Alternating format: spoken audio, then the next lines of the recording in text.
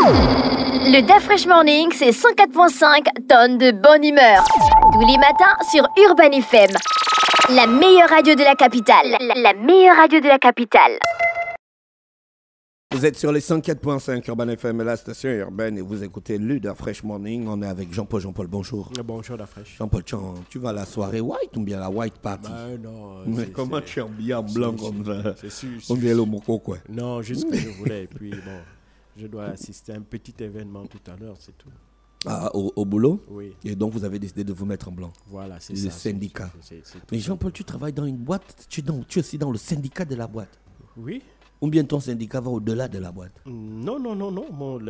Les actions de mon syndicat se limitent dans la sphère de l'entreprise, dans le périmètre de l'entreprise. Une entreprise peut avoir au maximum ou au minimum combien autant de syndicats que les agents veulent. Le premier adhérent d'un syndicat, c'est d'abord son fondateur, c'est d'abord son créateur. Et ensuite, par extension, les membres du bureau. Ensuite, maintenant, on a les adhérents et enfin, on a les sympathisants. Chaque syndicat doit avoir un bureau. Oui, ça ne peut pas se limiter qu'au fondateur. Non. Il faut un bureau. Ce sont les dispositions du Code du travail. Un syndicat doit avoir un bureau. Maintenant, la configuration la loi ne fixe pas la configuration que doit avoir le bureau, c'est-à-dire le nombre de membres, les différents postes, etc.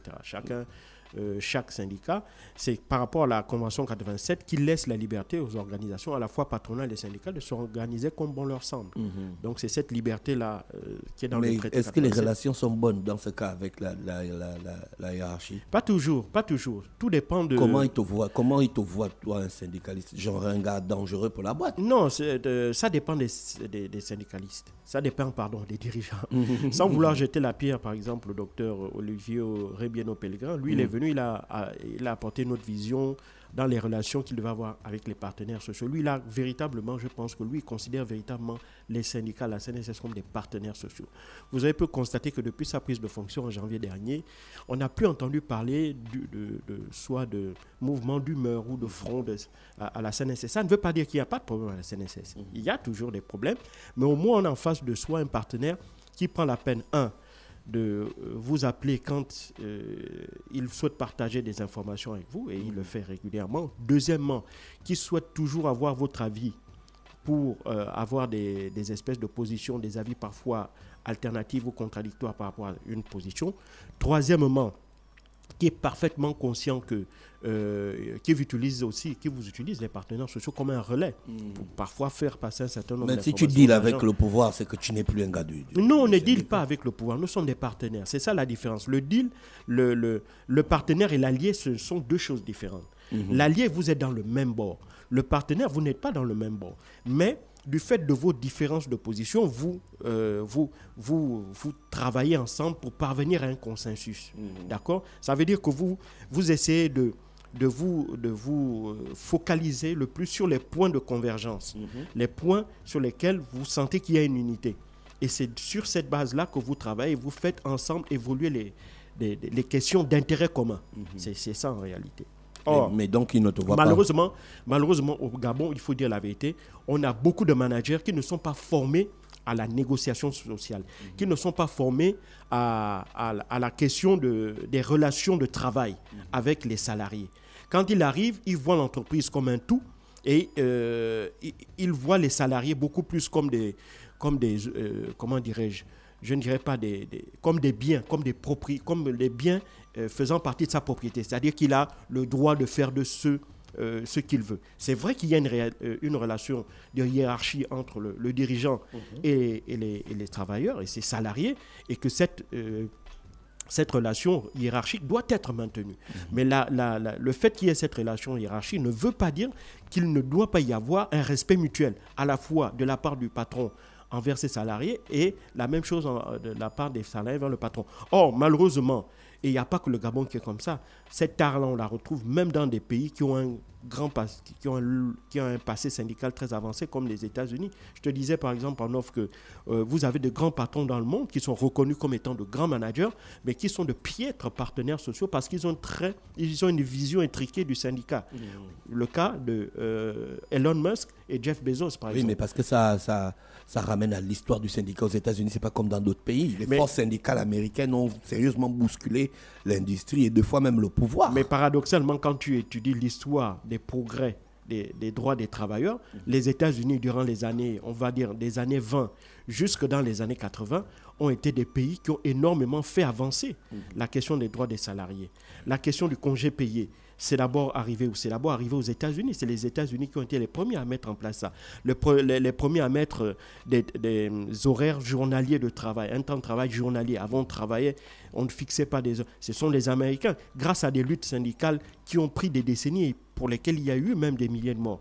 C'est grâce à ces avancées syndicales-là qu'ensuite, après la Seconde Guerre mondiale, que cela s'est propagé en France avec des partis comme le Front populaire qui ont amené les congés payés, les vacances d'été, etc., qui ont permis aux salariés de jouir de nouveaux droits et de voir leur vie particulièrement bouleversée dans la mesure où ils ont été pour la première fois, ils ont pu avoir accès. Mais quand le syndicat mange sur la même table que les patrons, quand le syndicat a déjà le gros ventre, le syndicat ne défend plus les droits des travailleurs. Mais c'est parce que les patrons, de mon point de vue, parce que les patrons et les leaders et ces leaders syndicaux-là ne connaissent pas en réalité le vrai rôle d'un syndicat. Vous savez, beaucoup de leaders syndicaux créent des organisations pour booster leur carrière au sein de l'entreprise. Ça, on l'a vu. Mais ça ne veut pas dire aussi que parce que tu es leader syndical, tu ne dois pas avoir de carrière. Ce n'est pas ce que je dis. Tu es aussi un salarié et par rapport à ça, tu as aussi le droit d'avoir une carrière. Mais cette carrière, tu dois l'avoir sur la base du travail que tu fournis dans l'entreprise.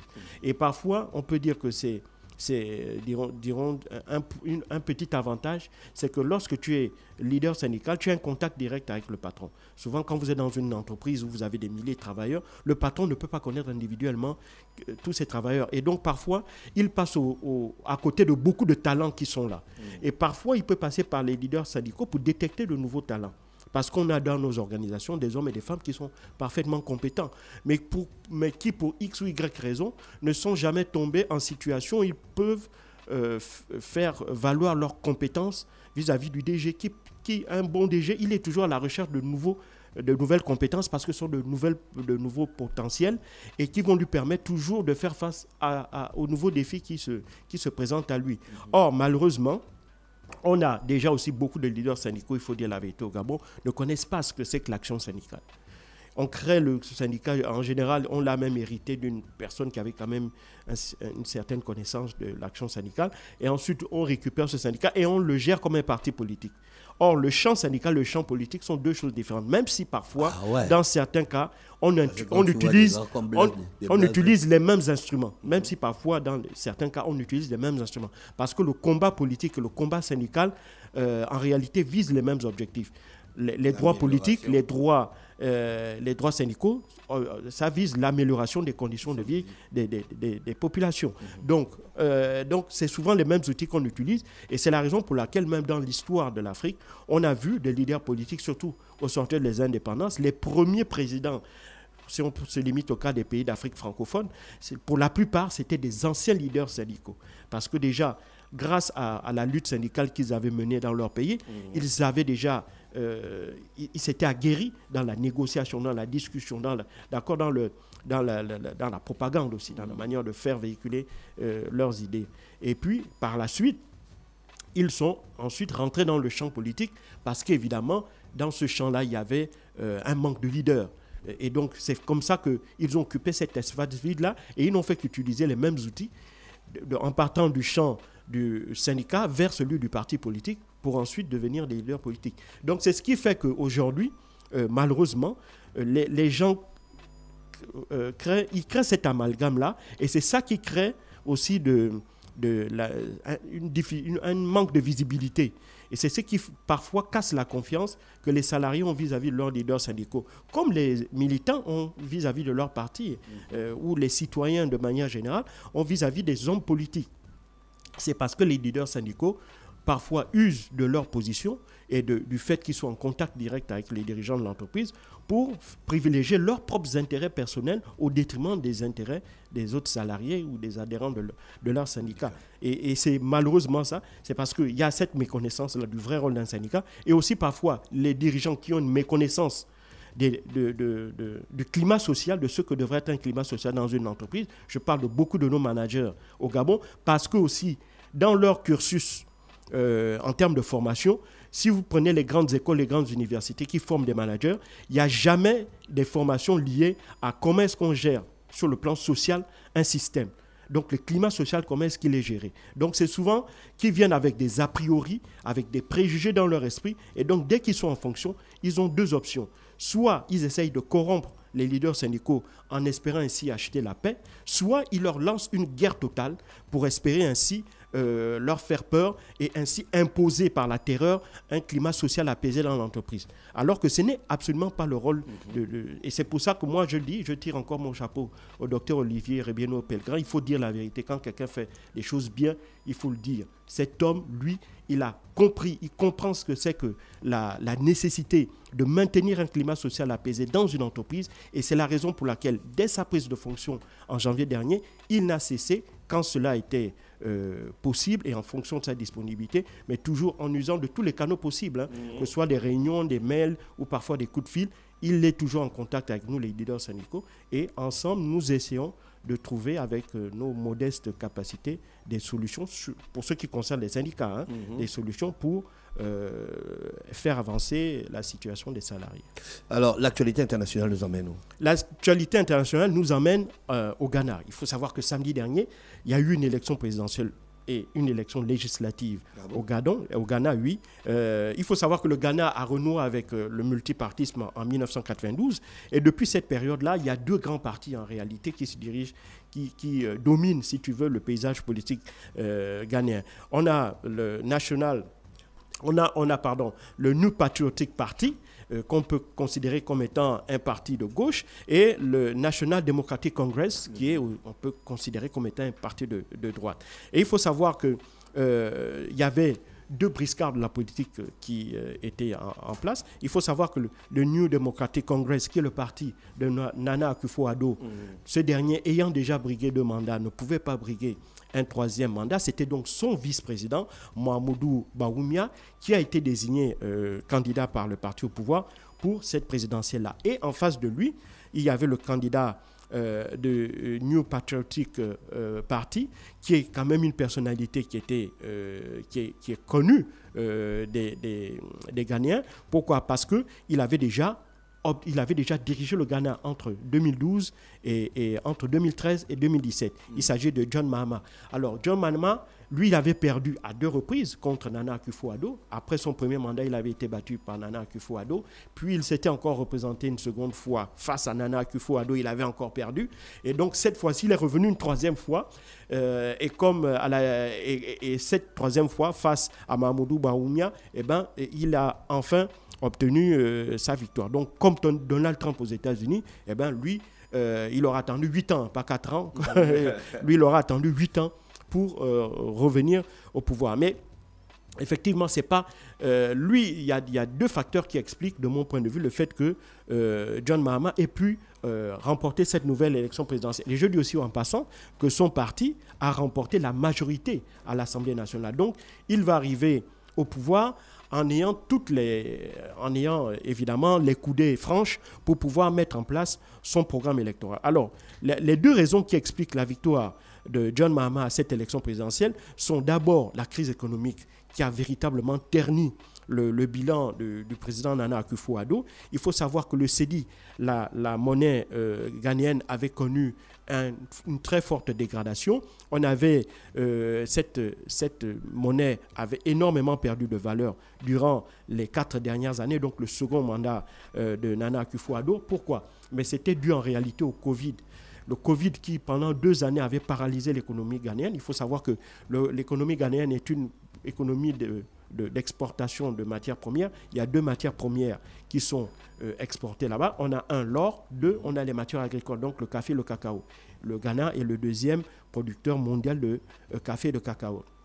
Et donc, le Covid avait fait chuter le cours de l'or et du café cacao. Et donc, ça avait fait que le Ghana avait été ainsi amputé d'une grande partie de ses ressources. Et ensuite, le fait que le Ghana, malheureusement, comme beaucoup de pays africains, n'ait pas une véritable industrie de transformation, donc ça a fait que les prix se sont effondrés au Ghana et on a même vu une inflation qui avait grimpé de plus de 50%. Et donc tout ça avait fait que les Ghanéens étaient véritablement asphyxiés sur le plan économique et alors ils se sont rappelés à la période faste du premier passage de John Mahama à la tête du pays en 2013 et 2017, qui avait une période de très forte croissance économique, entre 3 et 4% annuels. Et durant cette période, il y avait eu beaucoup de création d'emplois, notamment dans le domaine des nouvelles technologies, où véritablement le Ghana a été cité comme un exemple sur le continent africain, où il y avait véritablement un boom dans ce domaine-là, notamment avec la création de beaucoup de start-up. Donc, les Ghanéens se sont donc rappelés à cette période-là et le fait que, malheureusement, Mahamadou Bawumia devait en quelque sorte porter le bilan de Nana Akufo-Addo et ce bilan-là, qui n'a pas été totalement mauvais, parce que lorsque l'on regarde la dernière année de Nana Akufo-Addo, bon, on l'explique aussi par le fait qu'il avait pu bénéficier d'un prêt du Fonds monétaire international de 3 milliards de dollars. Quand on regarde sa dernière année, comme je l'ai dit, l'inflation qui avait bondi de 50% avait été ramenée à 23% et la plupart des indicateurs macroéconomiques avaient été stabilisés, y compris le cours de la valeur de la monnaie ghanéenne, donc le CEDI. Et donc tout ça, normalement, aurait dû être un facteur, aurait dû être considéré comme étant un bénéfice pour Mahamadou Bawumia. Malheureusement pour lui, les Ghanéens ont estimé que les effets liés à cette reprise économique, à cette redécollage de l'économie ghanéenne, étaient trop lents. Et donc, bien entendu, l'ancien président John Mahama, qui lui était considéré comme étant un bâtisseur, parce qu'aussi dans le domaine des BTP, des infrastructures, il avait énormément investi. Donc tous ces facteurs-là ont joué en faveur du candidat de l'opposition. Et surtout que lui, il était venu, notamment en appuyant sur le fait que le bilan économique de Nana Akufo-Addo n'était pas aussi bon que ça. Et il avait donc expliqué qu'il fallait casser la dynamique du parti au pouvoir, donc en utilisant notamment le slogan « Break the Eight », c'est-à-dire que ne leur donnez pas 8 années, ne leur donnez pas un mandat de plus, il fallait casser déjà les 8 années qui avaient été accordées au parti au pouvoir et que c'était suffisant. Et donc, grâce à ce slogan-là, et en rappelant et en faisant la promesse aux Ghanéens qu'il allait évidemment être l'auteur du redécollage de l'économie ghanéenne, tout ça a fait que, évidemment, les Ghanéens ont massivement voté pour John Mahama. Dans la journée de dimanche, alors que les résultats définitifs n'avaient pas encore été publiés par l'organe en charge de la gestion de ces élections, John Mahama avait fait savoir sur son compte X qu'il avait reçu un coup de fil de son adversaire, donc Mahamadou Bawumia, reconnaissant sa victoire. Et donc, face à cela, les choses se sont apaisées, même si on a pu déplorer au cours de cette élection-là 2 morts, un mort dans la région du Nord et un autre dans celle du Centre. Mais de manière globale, même s'il y avait eu des tensions, on a pu déceler quelques tensions ici et là dans certains bureaux de vote, notamment à Accra, mais de manière globale, les élections se sont déroulées de manière apaisée. Les Ghanéens ont voté de manière tout à fait pacifique et surtout, il n'y a pas eu de contestation des résultats. Les résultats, le candidat perdant, qui est quand même le candidat du parti au pouvoir, a reconnu sa défaite et a félicité son adversaire. Donc, une fois de plus, le Ghana aussi, par le biais de cette élection présidentielle, a une fois encore révélé la bonne, disons, le fonctionnement de sa démocratie, le bon fonctionnement de sa démocratie. Et c'est enfin aussi la démonstration que dans un pays, si tous les gens sont des patriotes, et si, quand j'entends par patriote, c'est ceux qui mettent toujours en avant l'intérêt général du pays, l'intérêt supérieur de la nation sur leurs propres intérêts, on arrive toujours à éviter le pire. Et c'est de bon augure pour le Ghana, qui voit revenir encore à la tête de ce pays une vieille figure de la politique ghanéenne. Merci Jean-Paul avec nous ce matin sur les 104.5 Urban FM, la station urbaine dans l'UDA Fresh Morning. Le Da Fresh Morning, c'est 104.5 tonnes de bonne humeur. Tous les matins sur Urban FM. La meilleure radio de la capitale. La meilleure radio de la capitale.